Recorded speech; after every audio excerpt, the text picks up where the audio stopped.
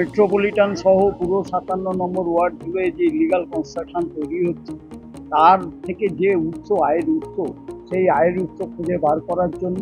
দ্বিতীয়ত হচ্ছে যে কাউন্সিলর তিনি 2021 সালে যে নমিনেশন ফাইল করেছিলেন সেখানে তার যা প্রপার্টি ছিল এখন তার চেয়ে শতেক গুণ প্রপার্টি তার বেড়ে গেছে।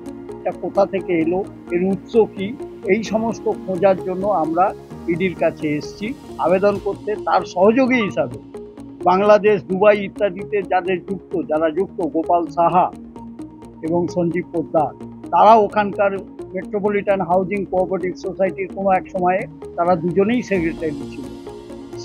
এই সোসাইটিকে কাজে লাগিয়ে ধীরে ধীরে জীবনবাবু ওখানে মেট্রোপলিটন চ্যারিটেবল ট্রাস্ট গঠন করেছে, মন্দির তৈরি করেছে, করে এই ইলিগাল কনস্ট্রাকশন থেকে টাকা তুলছে।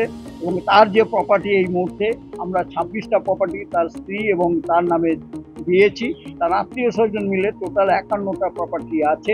সেই অভিযোগটা আমরা ইডিতে করে গেলাম যে এর প্রপারশনেট অফ প্রপার্টি অ্যাক্টে এর বিরুদ্ধে অভিযোগ খতিয়ে দেখা হোক।